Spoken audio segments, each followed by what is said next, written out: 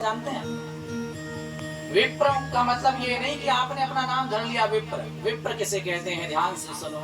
जन्मना ब्राह्मणो गेय संस्कारैर्द्विज उच्यते विद्यया याति विप्रत्वं त्रिभिः श्रोत्रिय लक्षणम्। आहा, विप्र कौन है? जिसके 3 लक्षण हो। पहला लक्षण, विप्र कौन है? जो ब्राह्मण माता पिता के गर्भ से जन्म लेकर के आया। ब्राह्मण माता पिता के घर जिस बालक का जन्म होगा वही ब्राह्मण कहलाएगा। ऐसा नहीं है कि पिता किसी दूसरे वंश से हो या दूसरे जाति से हो और माता ब्राह्मण वर्ण की हो जाए और संतान आए तो ब्राह्मण कहलाएगी। नहीं, वो क्या हो जाएगी? वो हो जाएगी वर्ण संकर। और वर्ण संकर को भी हमारे यहाँ कथा कहने का अधिकार नहीं है। अगर पिता ब्राह्मण माता दूसरे वर्ण की है तो उनके यहाँ भी जो संतान आएगी वो भी वर्ण शंकर कहलाएगी, उसको भी कथा कहने का अधिकार नहीं है। तो जो ब्राह्मण माता पिता के घर जन्म लेगा वो क्या हो गया? वो हो गया ब्राह्मण।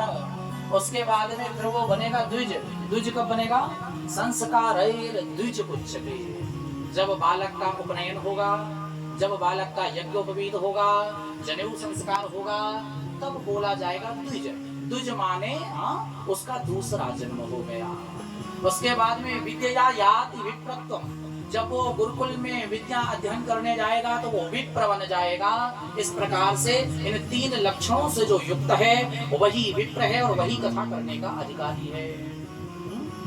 उसके बाद कहा वेद शास्त्र विशुद्धि ग्रंथ।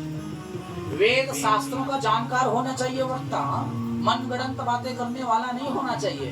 और दृष्टांत कुशलो धीरो, दृष्टांत देने में भी कुशल हो। क्योंकि भागवत में जो गुणार्थ विषय है वो अति क्लिष्ट है, लेकिन वक्ता कौन श्रेष्ठ है? जो कठिन से कठिन बात को भी सरल बना के प्रस्तुत कर दे उदाहरण के माध्यम से, वही कुशल वक्ता है। इसलिए दृष्टांत कुशलो धीरो, दृष्टांत देने में कुशल हो। और वक्ता कार्योति निष्प्रिय। निष्प्रिय माने क्या होता है? जिसके मन में क्या हो? निष्प्रिय, कोई कामना ना हो, जिसके मन में कोई लालच कोई स्वार्थ ना हो। पर आजकल तो स्वार्थी जी भी भागवत कथा कर रहे हो, लेकिन भागवत कह रही जो निष्प्रिय हो वही कथा कहने का अधिकारी है। तो इस प्रकार से कथा कहने का कौन अधिकारी है? हम सनकादियों ने नारद जी को बताया।